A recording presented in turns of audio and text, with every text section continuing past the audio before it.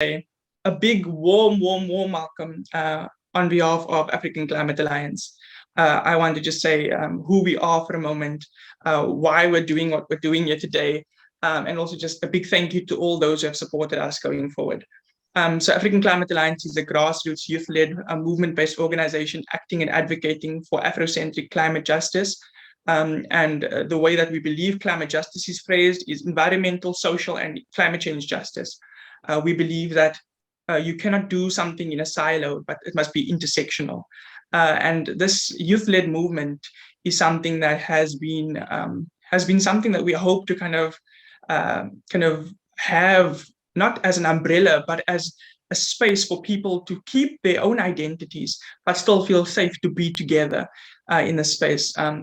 And now I can once again say, hello, my name is Gabriel. You don't have to call me Sir or Mr. or anything. It's just Gabriel or Gabriel, or however you want to say my name. As long as you're respectful, I don't mind.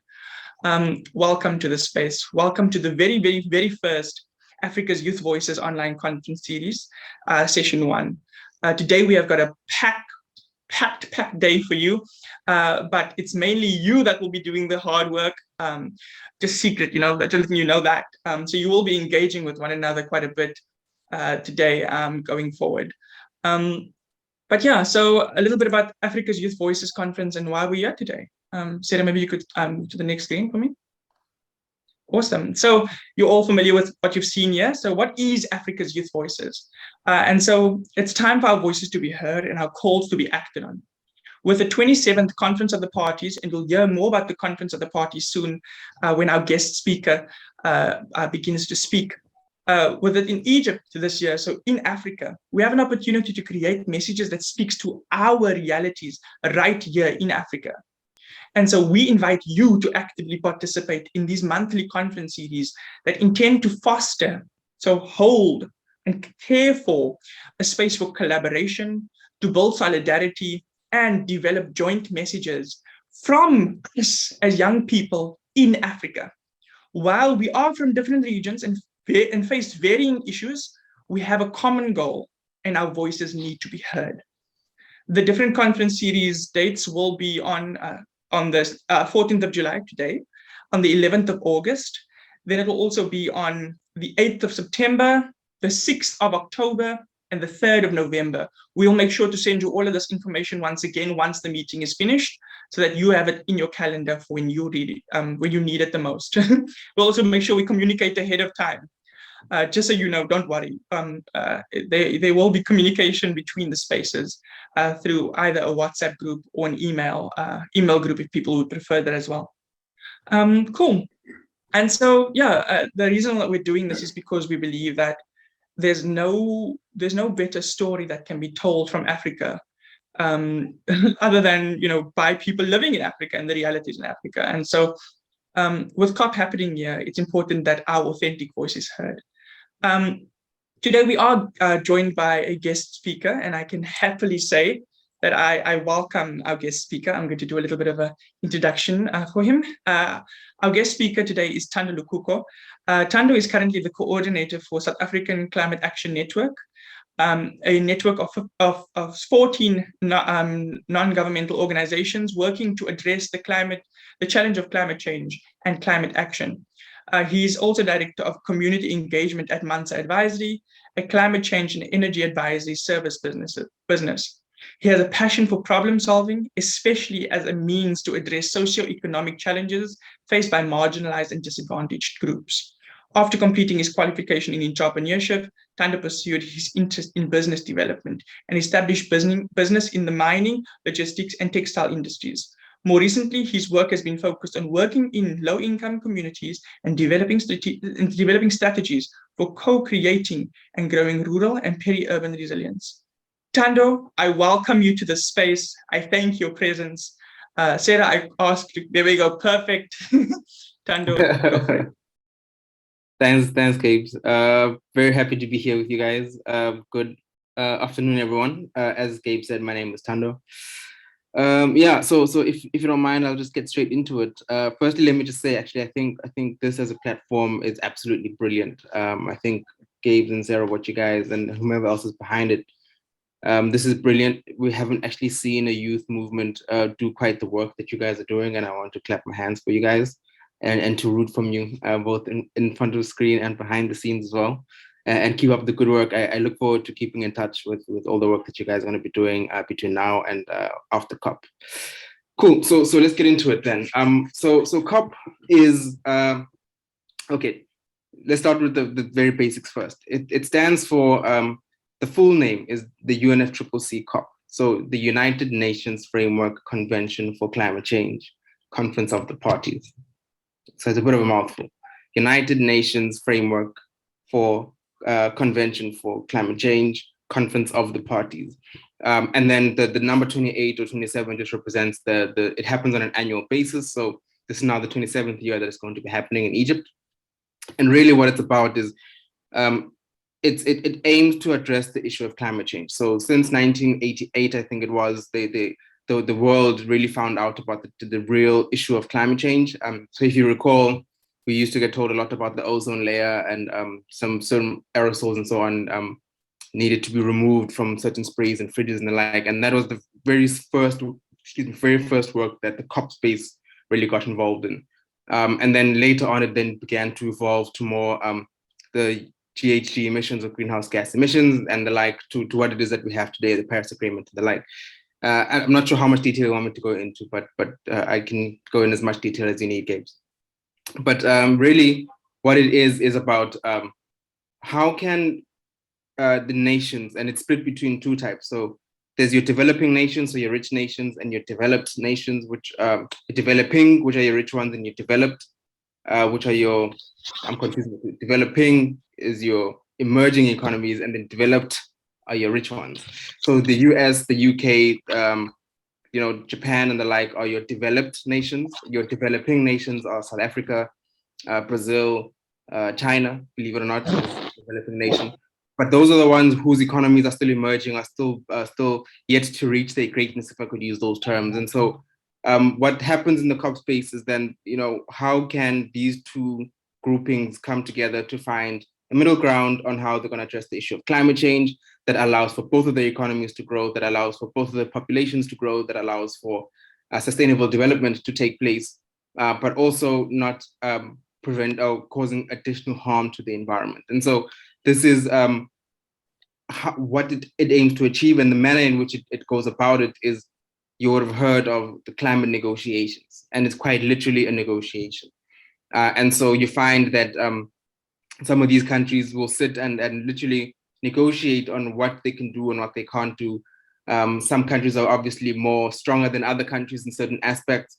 What you also find is, in order to kind of strengthen their ability to negotiate more or better, they will form groupings or affiliations. So for instance, you'll find the least developed countries group, which would be made up of, as the name suggests, all the countries which are termed your poorest countries, right? A lot of those are in the African states. You also get groupings like the G7, the G77 plus China, and so on and so forth. I don't want to go too much into those details, but all of these groupings are essentially to try and get the best form of global regime on climate change that would allow countries to be able to address the issue of climate change.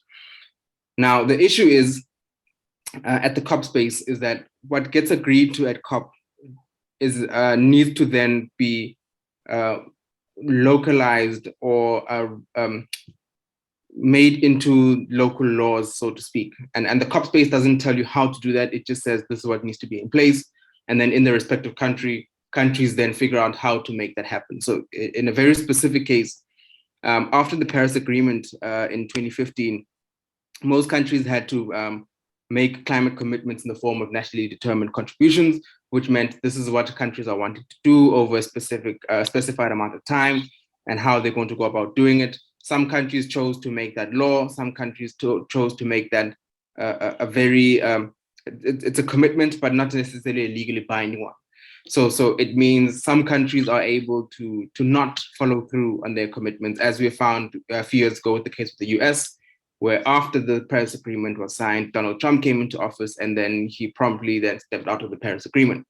In our case as South Africa, our NDC is very much a commitment that our government has stuck to and is still trying to work towards that, even though they're finding it a bit difficult in terms of the COVID circumstance and all that. Similarly with many other countries too, I'm sure with many of our colleagues on the call too.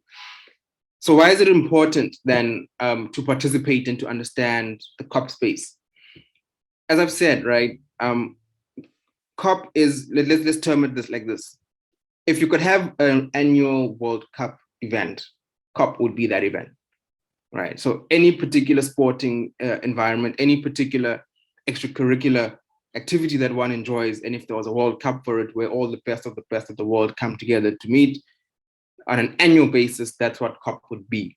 And so the whole game at COP is then, how do you then ensure every year that you go there that you try to get a better deal for your country, better than the deal that happened last year? And that deal doesn't necessarily need to be respective to one individual country, but is more particularly for a group. Going to COP27, what we're finding is that the grouping of particularly the developing countries, or what's called the global South countries, is one that is really gathering steam, chiefly because COP this year is going to be on the African continent in Egypt, but also because, as you've seen with the damages, particularly the hurricanes that have taken place in the south of Africa, the extreme weather events that have happened in different parts of the world, including the north, for instance, the floods that happened in Australia, the floods that happened in Germany, we're seeing that the impacts of climate change are becoming more and more real, more and more extreme, more and more unpredictable as well. And so there's greater action that is required then by all these countries that are participating in the space. And so if that charge is led by the global South, which is considered to be those who will be far more impacted than the global North and will be far less ready to be able to fight back in terms of economically or infrastructurally, that it should be then the global South that leads the charge on how it is to address some of these challenges. Now, as you can imagine, let's put it in again in a different terms. If I'm giving you, if you come and ask me for money to do something, and then to some extent, I could dictate to you the conditions to which I will give you this money, right? You might not like it, you might disagree with it, but ultimately, if you need the money, and I've got the money and you don't, I can put the terms in place for that.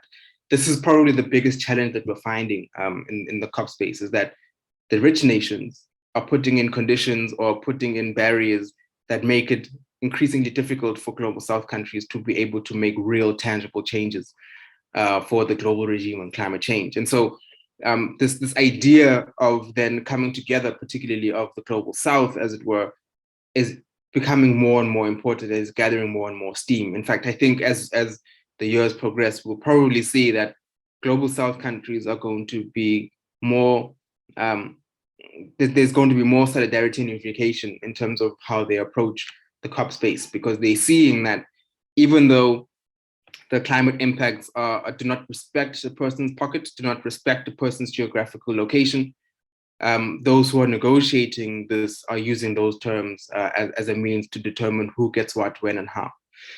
Which brings me then to this issue of the solidarity and the unifying message.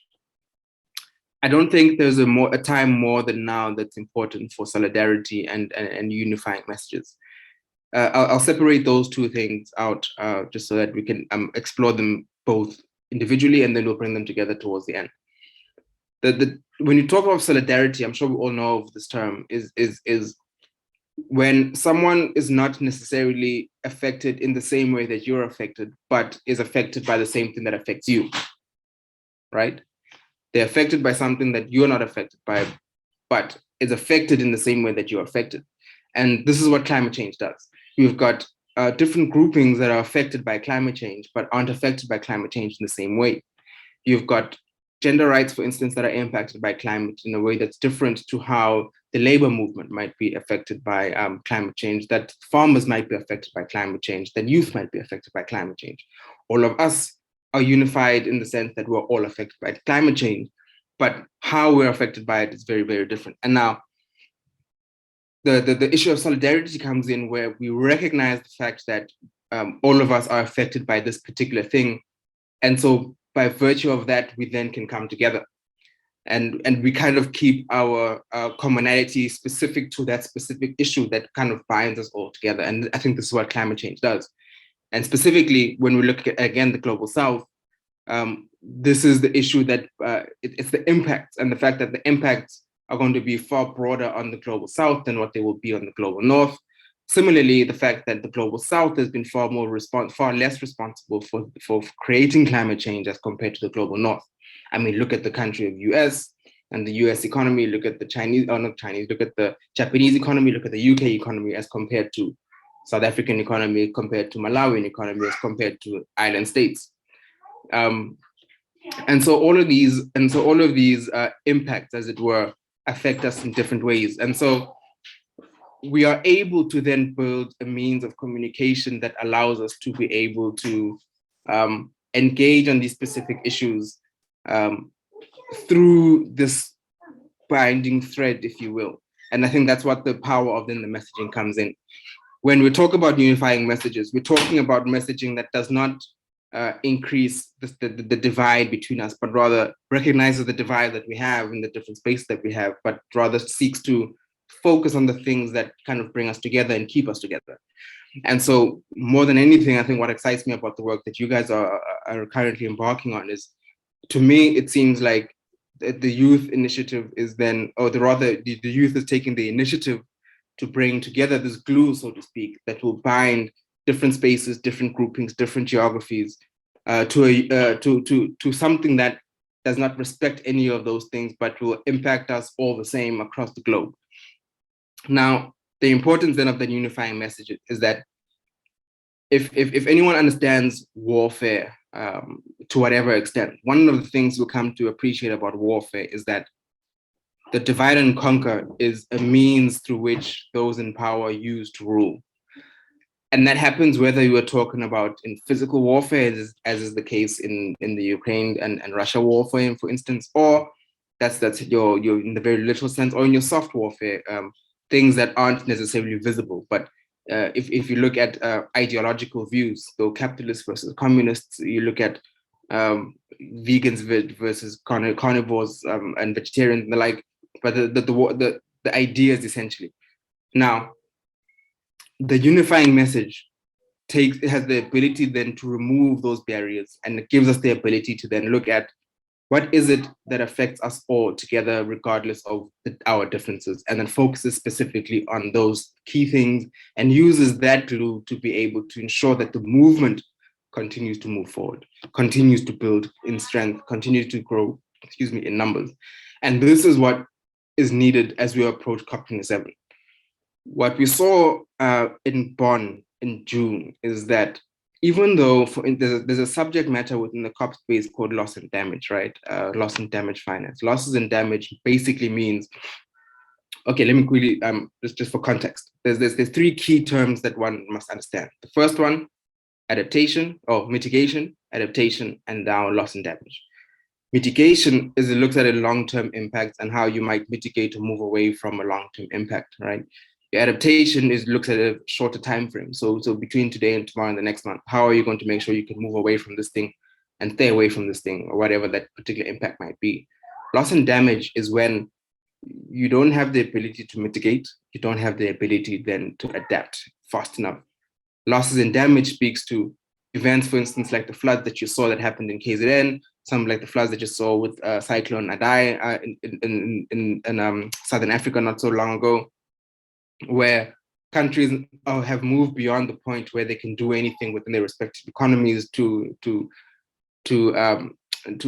anything about the impacts they face of climate change, right? And so loss and damages then is basically an insurance policy that says once you've tapped out your reserves to be able to adapt, loss and damages should be able to be there to help rebuild economies. As you know, when a cyclone comes in, it will decimate everything. So those things that have been destroyed have to be rebuilt again. Where are you going to rebuild if you don't have the money to do so? Now, what happened in Bonn is that this issue of loss and damage, particularly loss and damage finance, right, which means the money to be able to enable countries to grow, needs to be made available sooner rather than later. What we've heard from particularly our rich nations is that they don't see this as a major issue. right? For them, the money that is available for adaptation should be sufficient to address the issues for loss and damage, which it's not. The 100 billion, to those who are informed about these things, in 2009, there was a commitment to raise 100 billion US dollars. It hasn't yet been met. We're only at $80 billion today. This 100 billion was supposed to be met by 2020. And so the question is, now that we're seeing more of these environmental impacts growing in their severity and in their ability to destroy, we then need more and more so voices, particularly from the ground, different voices of those who are most impacted, to really shed light on what this impact is and how soon that change needs to happen and how soon that money needs to happen. And there's no greater spotlight for that than the African continent, and there's no greater time to do it than now, because COP and all of the nations of the world are going to be looking at Egypt. And so we're called as Africans into a position of leadership at a time where some might not have had formal training in leadership, some might not have had time to prepare themselves into some role of leadership, but we are called to do so nevertheless, because this is just what the time demands for. And so in closing, then I will say the COP space is critical because it impacts how countries will respond to climate change. The issue of solidarity brings us together, those who are impacted by climate change differently. The unifying message is what creates the glue that will bind us at a time when our enemies will seek to divide us through the ideas that it will push, through the words that they will push, through even the resources that they will allocate, and try to ensure that those who need it the most don't get it, and those who have it don't want to part with it, even though they know that they need to. So with that, I will end here and say thanks again, Gabes, for the opportunity. I hope I was able to answer some of the questions that you had. I am available if there are questions. I don't know if it's going to be a Q&A, Gabe. But yeah, thank you again for the opportunity. Awesome. Thank you so much, Tando. I deeply appreciate you being here. I really, really do. It's great that you could say yes, and I'm sure everyone in the room agrees that this is quite an insightful. I saw in the chat a few times that people were quite, hanging on the words that you were saying. So I think it would be a great opportunity if maybe there were any questions. If anyone has any questions for Tando, maybe you could drop it in the chat or raise your hand if you'd like to speak. That would be great. So just a quick moment of check-in to see if anyone has any questions that they'd like to ask. It can be any question. There's no such thing as a stupid question, by the way, or a silly question. This is a space that is supposed to be for learning and for message development and growth. And so I welcome you to ask a question. Milimo, go for it. Okay, so thank you very much. In the first place, I would like to appreciate Mr.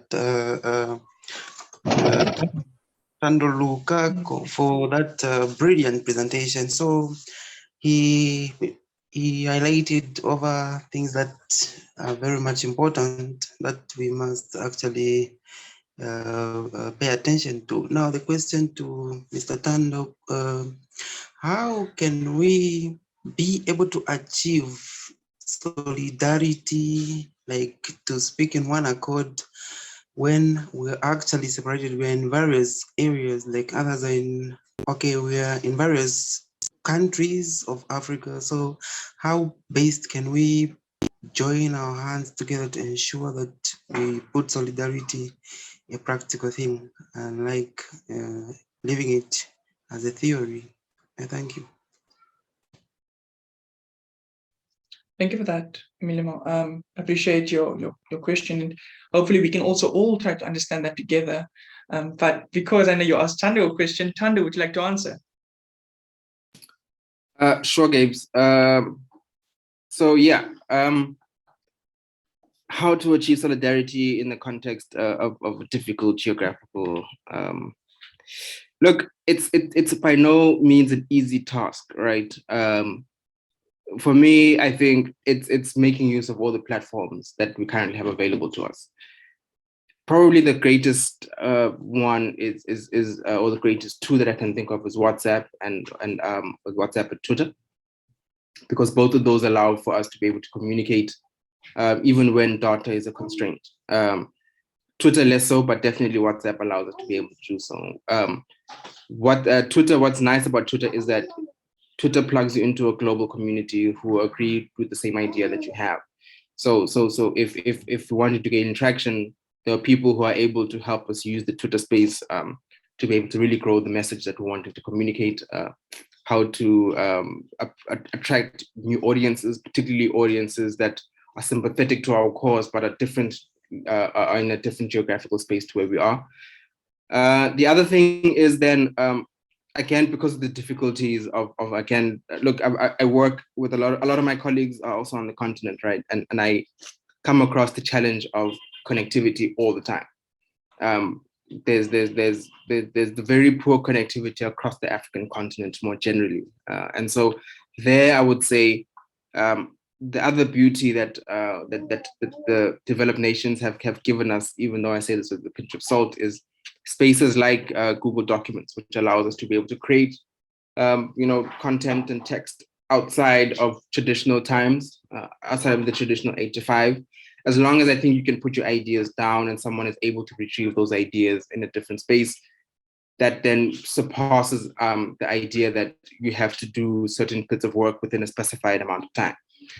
So long as we can try to move around that and try to be as fluid as possible in how it is that we do our work, it allows us to take advantage of the things that are in our favor, i.e. the internet, and then to move away from the disadvantages, for instance, of internet connectivity in some of our other countries. Lastly, I think the single greatest thing that we can do, and I don't think we can do enough of, is just going out to people and talking to people in the street about some of these topics. You'd be surprised at how many people don't actually know a single thing about this entire conversation that we're having here, who live probably next door to you, probably down the street from you. They have no idea of the subject. And it's not that easy sometimes because they're not that interested, but just talking to people will do quite a bit, because you also don't know the connections in the network that person has once they understand these things, and they might be able to do more advocacy for you and the movement than what you would be able to do with the means that you have. So it's just about being as creative as possible with trying to communicate. Thanks. Thanks so much for that, Tando. I see maybe you've got time for maybe one more question or two more questions, if that's okay. And we'll go maybe for this question here from Achiford that says, thanks a lot for the wonderful presentation. The question is that under the Paris Agreement, is the dichotomy of Annex 1 and Annex 2 countries still more pronounced?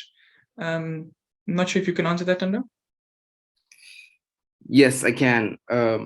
Yes, it is still very much pronounced. It is still very much pronounced. So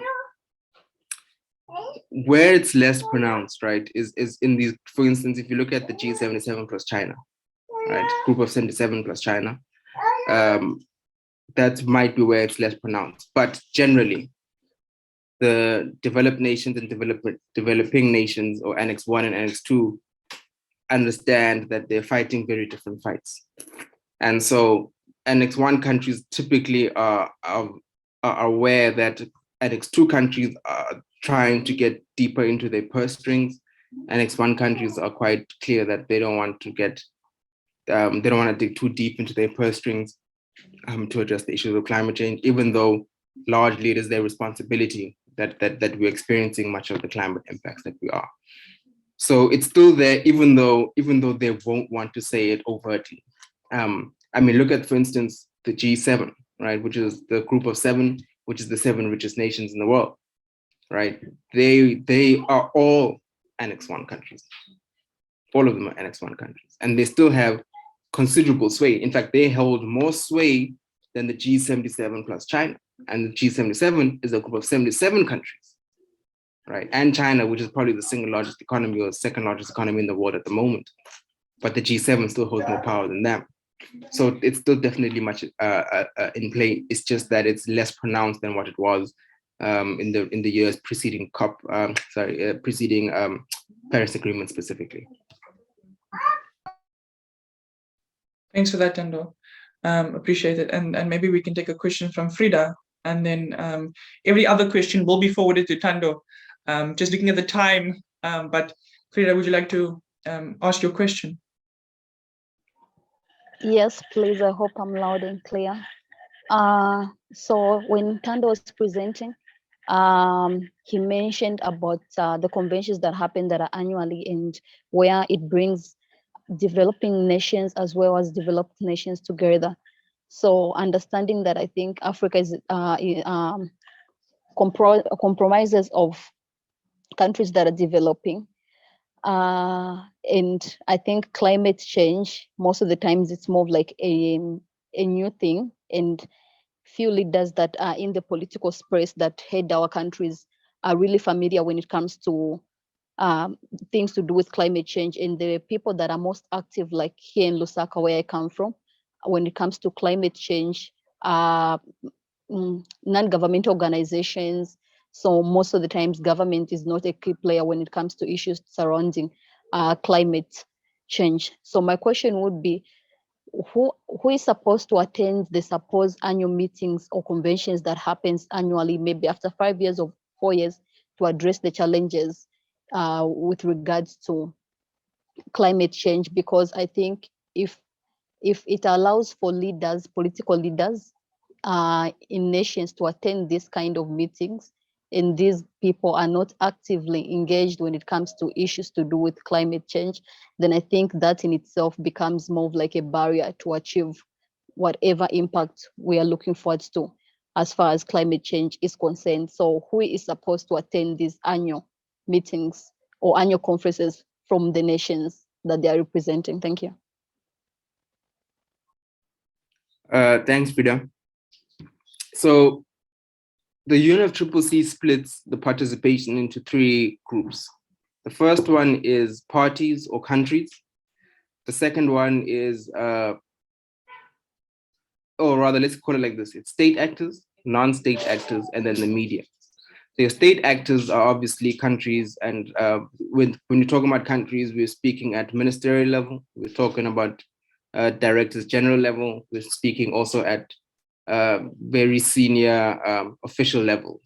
So let's say chief directors and the like, and similar topics. I'm not sure if all of our countries would have similar type of titles.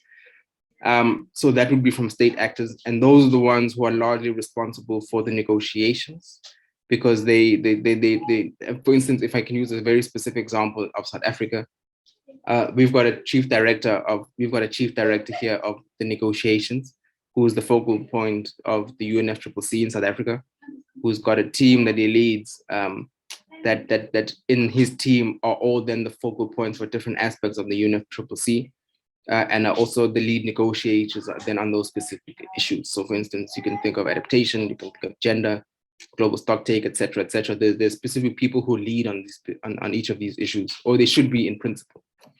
Secondly, then is your non-state actors, which are particularly your non-governmental organizations, or what they call observer organizations. And that includes networks like Yango, the youth NGO space, your bingos, your business NGOs, your INGOs, your international NGOs, your small NGOs like your grassroots networks, your indigenous groups networks, and basically any organization that is not, when I mean any, I just mean in terms of within the space, of course, that is not recognized as a government entity, right? Those are considered your non-state actors, including sometimes businesses and the like. And then the third one is then media, which all your media houses attend there. And so to answer then your question is really, if you are in a position to either participate through a recognized, registered organization, which has got some kind of accreditation, then you have an ability to participate within the negotiations itself. If you've just got observer status, which some organizations have, then you are able to get into the COP space, but you might not be able to get into what they call closed sessions, because they also have those. And then, yeah, you are able to get into that precinct and then engage. But if you don't have any of those, you can still go to COP, but unfortunately you'd be relegated to the outside perimeters because you won't have access to the main facility. But because no one lives in that facility, you'd only have a chance to talk to them as they leave that facility. But that becomes a bit of a challenge. But for those who don't, that's usually also where a lot of your protests happen and a lot of your actions happen, because any action that happens within the UNFCCC precinct or the COP precinct needs to get the go-ahead from the organizers at COP. And I'm talking from, look, last year we had a thing where we put up dinosaurs for this project that we do as Can International called Fossil of the Day. And for every dinosaur, like think of Jurassic Park kind of figures, cardboard cutouts, for every one of those we would place them, all of them had to first be signed off by the UNFCCC that you can have it at that place. For every day that you're going to have it there, it needs to be signed off. You can't just do. But when you're outside of that precinct, you are able to demonstrations, but again, hopefully nothing too illegal, which is again where this thing around joining with other movements becomes beneficial, because then it's easier to do these things in larger groups as opposed to individuals. But you do always get smaller actions that are done by smaller groups, as long as they're not disturbing too much the peace and the functions of the activity of the day. Thanks. Excellent. Thank you, Tando. I see more questions rolling in, but I also know the time and we can be here forever. But I do want to just say that all these questions will be forwarded to Tando, and Tando will make sure we also note who has asked them, and you and I can go through it in the new week and figure out how to answer them to their fullest capacity.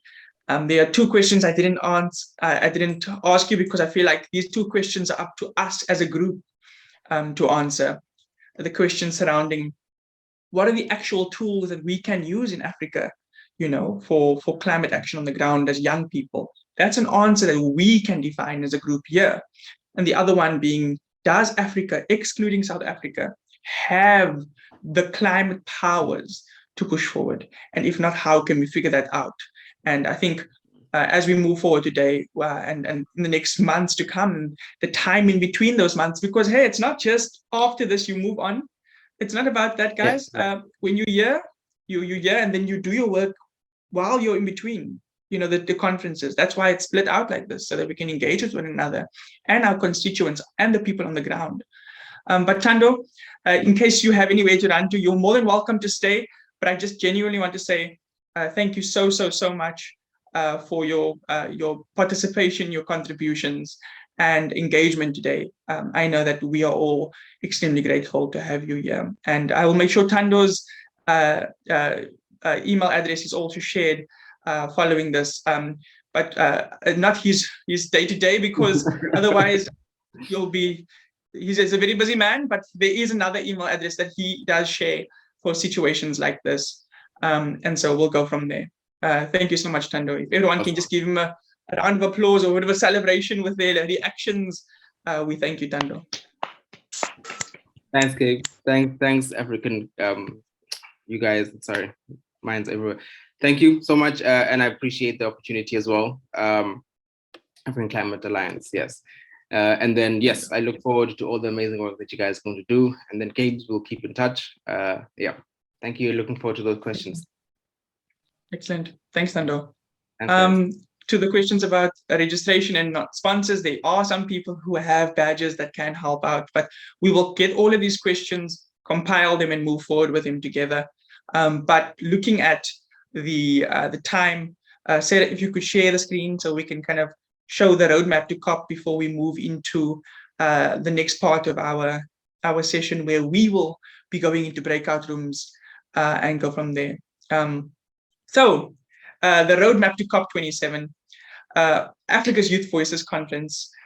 We are in session 1 right now. These will be sessions once a month, each month for the next 5 months. And the reason that we're doing it like this is so that you've got time to come here. There's a takeaway task that will explain. You go back, you come back with that information so that it's authentic messages. Too many times does the Global North or other bodies and institutions in those spaces of the Global North say they've engaged with communities on the ground, says that they've engaged with people, but they haven't actually.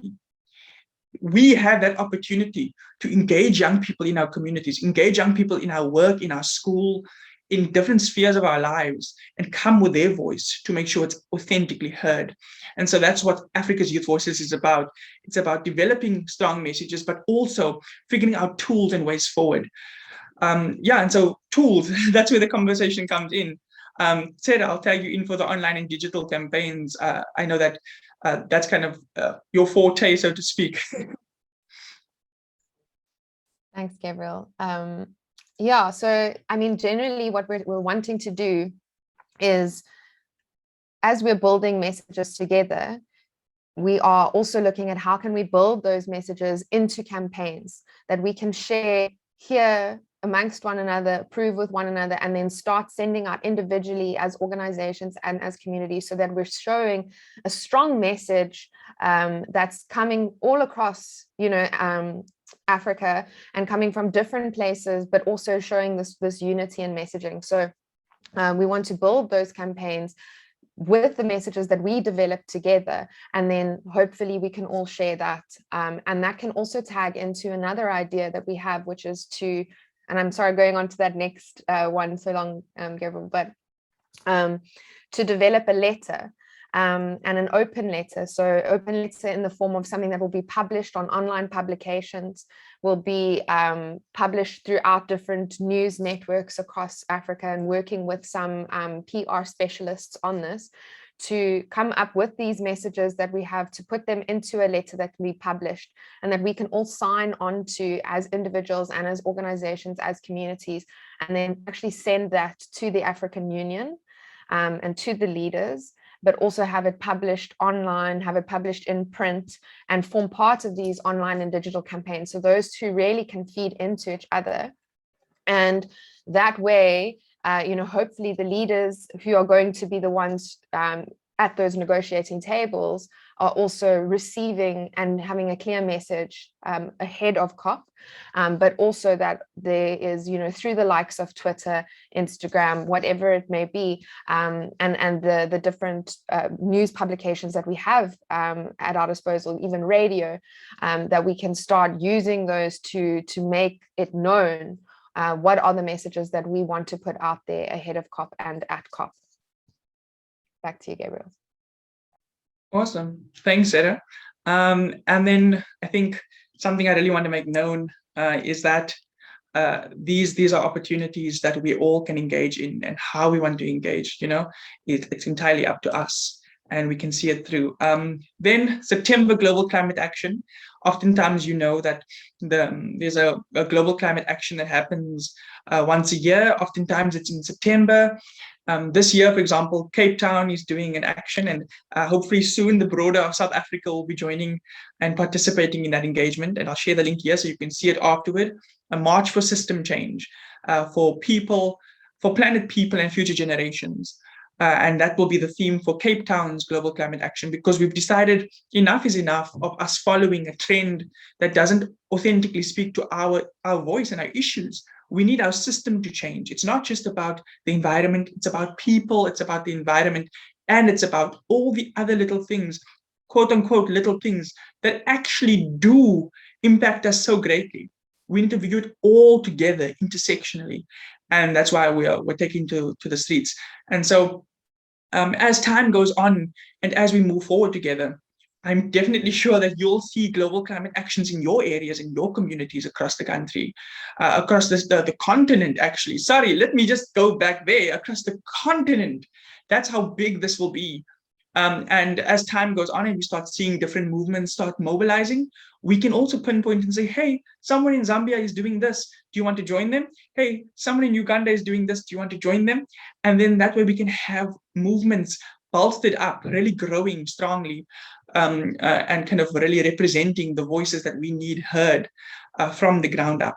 From there, we've got a local conference of youth. And so this year is a tricky one.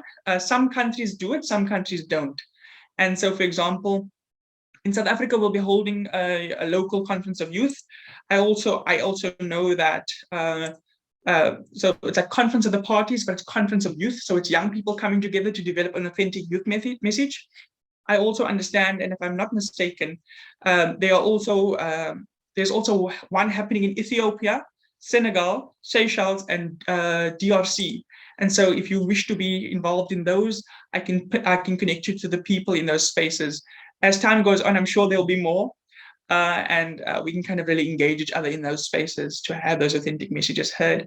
And then also around that time, we'll launch our hashtag messages to COP27 campaign, where all of our messages that we've developed, all of our digital campaigns, our resources that we've kind of put together will be shared on social media for those who couldn't be a part of this, for those who are on the ground wanting their voices heard on the social media platforms, in the media, radio, TV, newspaper, through messages to COP27.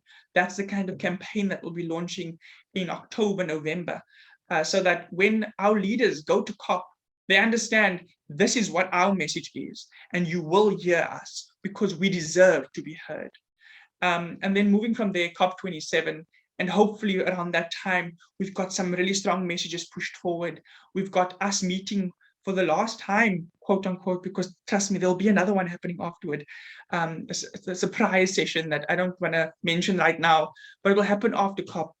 But it's really hoping that our voice will be authentically heard there, and we'll do everything that we can to make sure that we don't only have our voices heard, but acted on just as much. Excellent. Cool. That being said, I'm going to pass to Sarah to explain what's about to happen as I put you all in breakout rooms, because there's going to be that happens, and then I'll go into the different breakout rooms and we can assign people. But Sarah, I'm sure you'll mention that now as we go forward.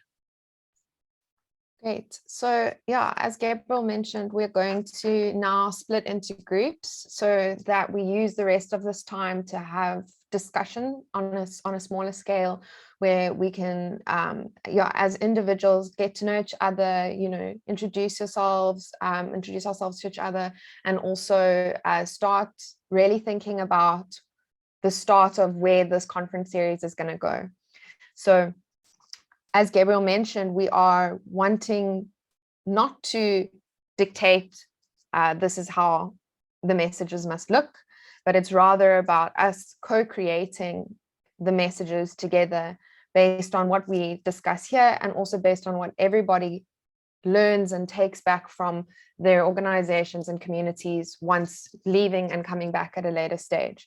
So we have some initial questions to guide the discussion, but obviously if your discussion takes you outside of those questions, that's also fine. Those questions are just there to help you get the brain juices going. I'd also then included the two questions in the chat that Gabriel had mentioned that came up, that are the things we need to be thinking about as well, and that were not yet answered by Thando. So we look at what comes to mind when you think about COP in Africa. There's really, just think about initial thoughts, unfiltered thoughts. How do you feel about it? What do you think about it? What do you think about the fact that it's the 27th COP, that we're talking about losses and damages now, that we're, still trying to get people in, the leaders in these developed nations to understand and do what is right, and what needs to happen in order for that mindset to change, and for things to be better. And what opportunity or hope then does COP in Africa present for us and those of us who live in Africa?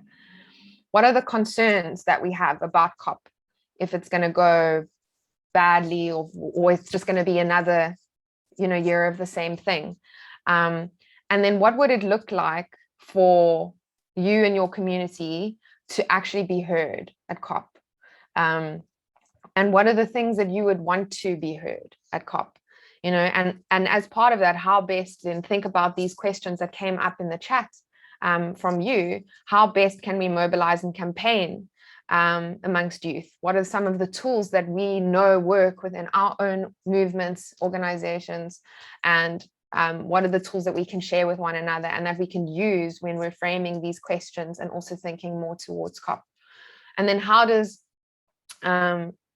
how does African countries have climate power, the agency and influence to influence the outcome of the climate negotiations. So what do you think can be used? You know, these are big, broader questions, and the questions obviously will get more specific, and we will start looking at more specifics in the future sessions, but these are just to start the conversation and to get people sharing with each other on each other's experiences. And we just ask that in the breakout room, you nominate someone to be a scribe. So someone that does have access to a computer, or you can also write it down and take a photo of it and, you know, put it in the chat afterwards. That's also fine. We just want to collate all the information that you are capturing. And then also to nominate someone to feedback to the group. It doesn't also have to be one person. You can decide to share, you know, 2 people from your group, to when we all come back to share with the bigger group, what are some of the main points that have come out of your discussion. Yeah, we'll also just, if there's any questions before we go into the breakout. So, so if you could stop your screen quickly for a moment. So I'm about to put you all into breakout rooms. You'll be with complete strangers. But as I mentioned, just introduce yourself. I'll pop into those groups. I'll be like, hi, here's your link. If you want to use the Google Docs that we've prepared for these conversations. If you can't use the Google Docs, so long as you are able to feedback the information afterwards, so that we can make sure that we all in this main space when we come back after about 20-25 minutes of conversation, can hear each other's thoughts. And so definitely we, like Sarah mentioned, someone to write it down and someone to feedback, or the group can feedback. But I'm going to press create the breakout rooms now. Just follow the link. It will say join breakout room, and then you just press yes. And then when you're in those spaces, I will pop into the groups to drop off a link for you to use. And whoever would like to leave those notes from the discussion, or just feedback the notes if they're writing it down fast, that would be really great when we come back. So looking at the time now, at about maybe 25 to, we'll come back, if I'm not mistaken, Sarah, and then go from there. There we are. Open all rooms. You should be able to join the breakout groups. Sicelo, would you like to go for it? I see your hands. Oh, thank goodness I'm able to unmute myself. I wanted to know if we're taking notes, do we do it in the chat box, or we just have to do it noted in the notebook, like the physical one? So you can do it in the chat box. You can do it in the chat box, or I'll also come into the groups now and leave a Google Doc, so you can do it in the Google Doc as well. Okay, thank you, Gab. Cool. Not a problem, don't worry. Yeah, cool. Thank you for checking. Cool. So we are going to begin the feedback session now. Basically, I'm going to ask for the different people from the different groups to kind of begin speaking. So if you don't remember your group number, it's fine. But if you do remember your group number, speak. And if your group hasn't spoken, just be like, hey, my group hasn't said anything. Each group will get about maybe 2 minutes, 3 minutes to feedback, so that we have enough time to tell you, 1, what's next with the Africa's Youth Voices Conference series, and 2, the logistics about data refund and everything like that. So stay in touch and we will continue. But first, maybe we want to hear from group 1. Does group 1 have anyone that want to speak up? I saw they were populating those documents quite a bit there. So group 1, do you want to feedback? Are we group 1, Gabriel? Sure. I don't know. I just want to say something. Yes, Benson? Yes, I don't know in the group I was, but I was participating. I forgot the group. It's not a problem. I think those who know their numbers will speak, and then if that wasn't your person that spoke, you just say, hey, we didn't speak, and then we'll make sure we add you into the space, and then we'll make sure your voice is heard. Cool. What group 5? Someone has highlighted the group 5. I see Lisa says that they are group 5. Yeah, so Lisa was group 5, so I think you were with Lisa. Cool. All right, thank you. Excellent.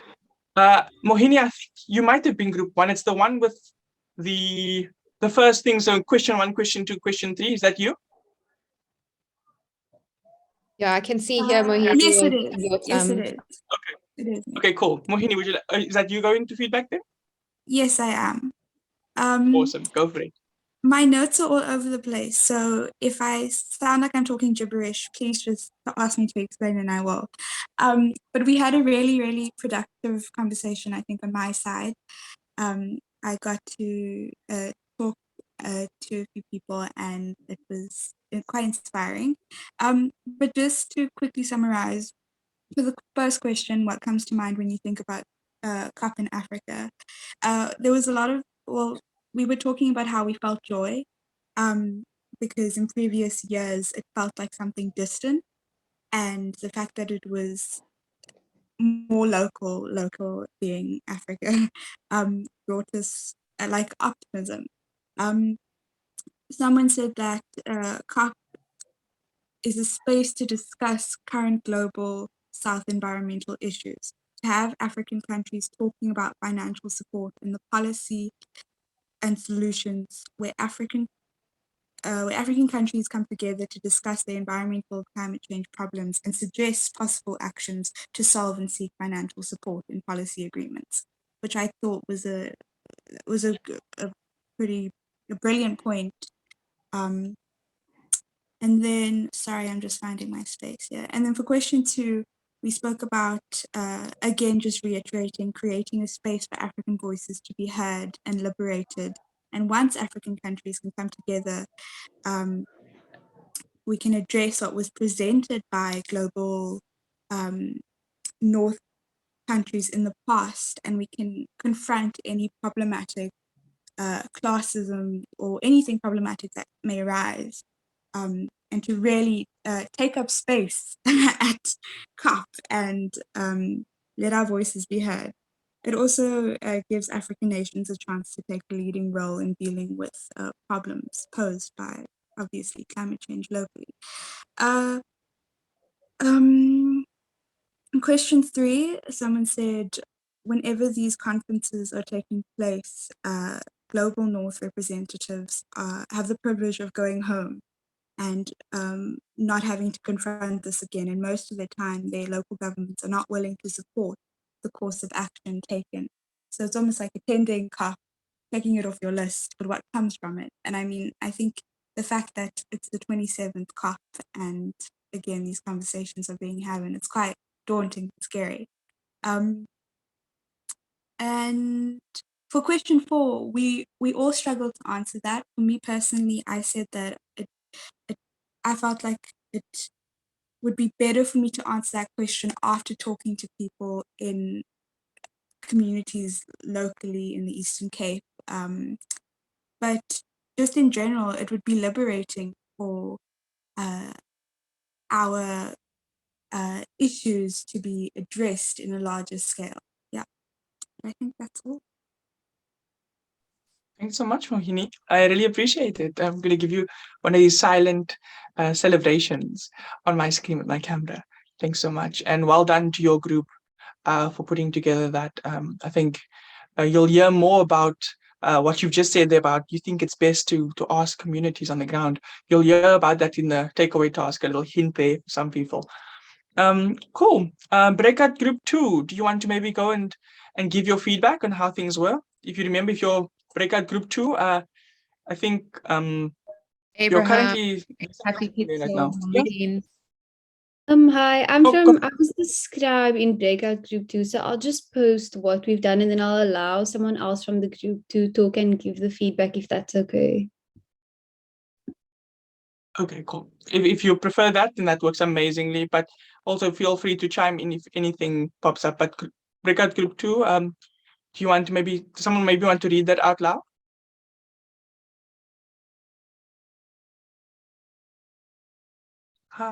Guys, the scribe can also read out loud, but also it's about sharing tasks together. Does anyone from Breakout Group 2 want to read that out loud? Okay, I would, but I can't see these answers. I can only see the questions that she posted.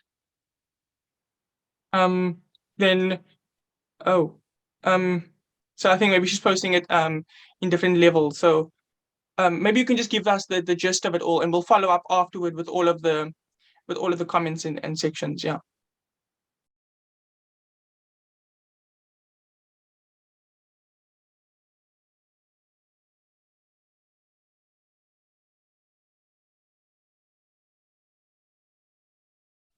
Panache, I see that Rihanna is posting the answers to the questions, the question and the answers. If you want to just touch on them slightly, I'm looking at the time. Okay, so, I got it. I got it. maybe I just got slightly, it. yeah. I got it. My bad. I was a bit slow there. Okay.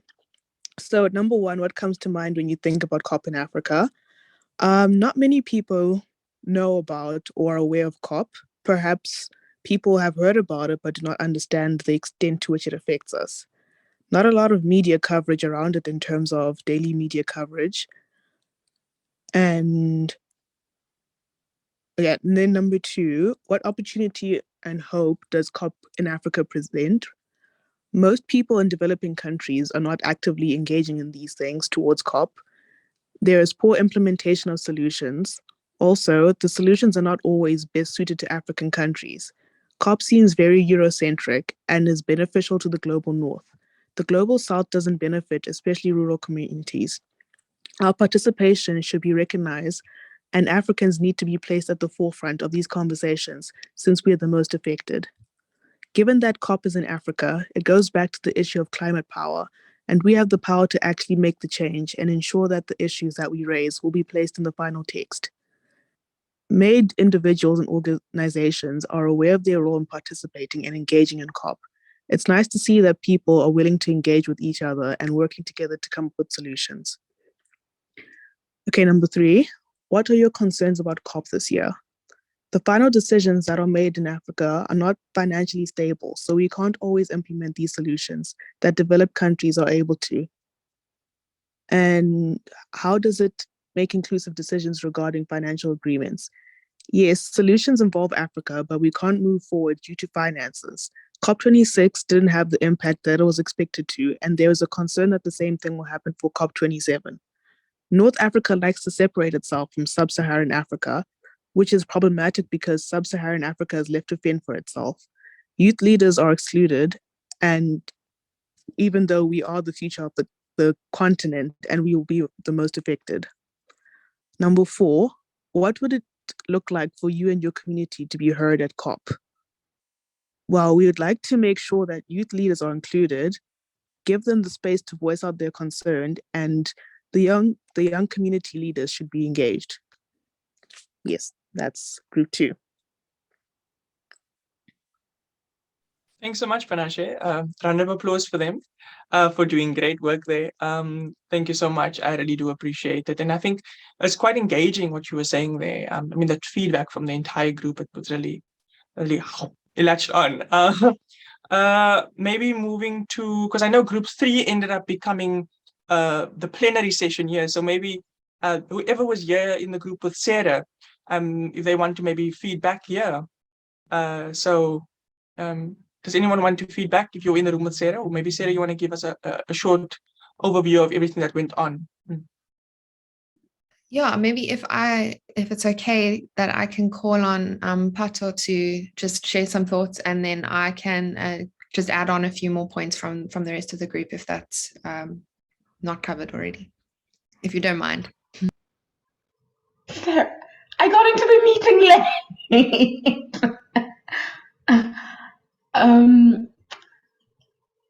Yeah, I'm not. Should I share my thoughts, Sarah?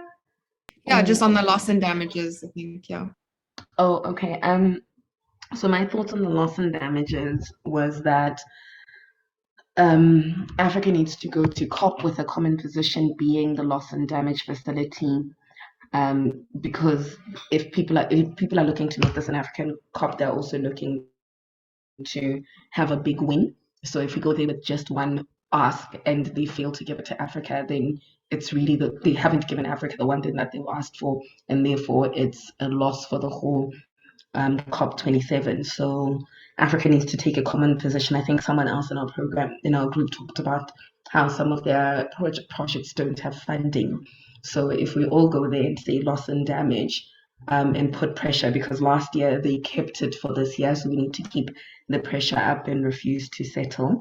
And then our win from COP27 can be the loss and damage facility, considering all the harm that's been done to Africa by the global north historically. Yeah, can I hand back over to you, Sarah? Yeah, thanks, Fatou. That's so yeah, it was that came out, and I think just generally it was a lot about the opportunity for Africa to take advantage, have prominent presence of people living in Africa, for Africa to be able to join hands and kind of fly the flag of people living in Africa, to show that solidarity and make it harder for decision makers to turn around and say no, because it's a lot of a much more stronger position. And making sure that the most vulnerable voices are heard, I think, was something. Climate finance, as Pato mentioned, came up quite a lot. And making sure that the normal rural child also is involved in understanding, and that also came around then the importance of environmental education, to make it constructive for people to understand and for people to mobilize, and that even though not everybody can be in the decision-making spaces, that we can also utilize protest as a form of just an effective way to also bring voices into the conversation and show that people care and are watching. And I don't know if there's anyone from our group that feels we haven't captured anything, then let us know as well. But I think that was pretty much most of the points.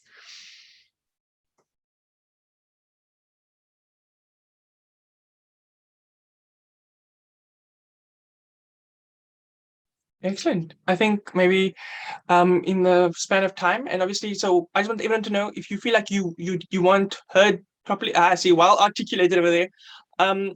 If you feel like maybe you wanted to say a bit more, we will be also sharing a document that you can still add more into. And then we'll also have the takeaway task that Sarah will mention shortly, to kind of help us move forward into the space. But for right now, because of time, does breakaway number 4 want to kind of share back? I'm not sure who breakaway 4 was, but maybe we can have them touch base. If I'm not mistaken, breakaway 4 had Nonhlanhla and Trello and Vuyo in it, and Frida.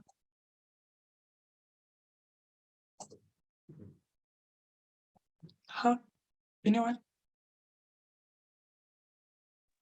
Okay, Gabriel, I'll go for breakaway group 4. Thank you so much. So in our group, we only managed to answer the first 2 questions. So here goes. So in our engagement, what I was able to jot down was that, sorry, my notes are just mixed in my head, so I'll just try to just execute them nicely. Okay, so one of the most important things which were highlighted was how what comes in mind when thinking about COP in Africa, it's mostly on climate change adaptation and mitigation, but most importantly, loss and damage, because African states are the most vulnerable to the effects of climate change, right? So others also said that the conference is more relayed in a more subjective manner rather than being relayed in a more objective manner. There should be inclusion of general society, and also we should have more African solutions to African problems. The West must not dictate adaptation and mitigation efforts which are put forth by African states. And also, it's also another way to discuss African solutions to African problems. And also there should be no dissemination of information, right? And also the COP conference is more far-fetched. It's put in place for certain figures. Again, there's a lack of social inclusion. So for the second question, what I was able to jot down was that opportunities or hopes COP Africa presents is looking at the NDCs which were proposed by countries before the conference last year. African states mostly proposed the ambitions and goals for adaptation and mitigation efforts, right? Which also present opportunities in the green and circular economy, okay? And also one of the points I jotted down was COP presents change in cross-cutting issues, right? Again, there should be social change. We should go away with systematic leadership and systematic education, and also have meaningful solutions for sustainability.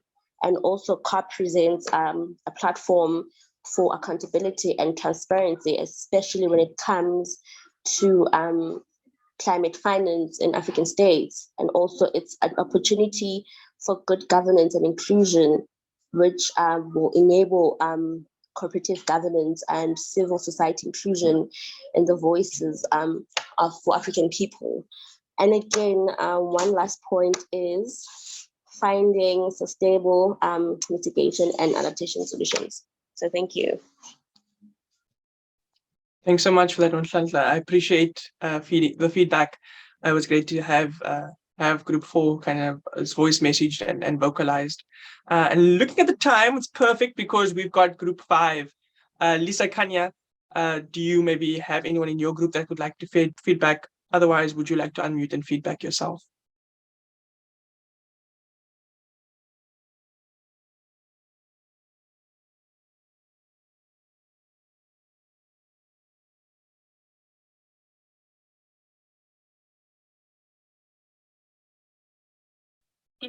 Okay, maybe shall I read it maybe, if that's what the group would prefer?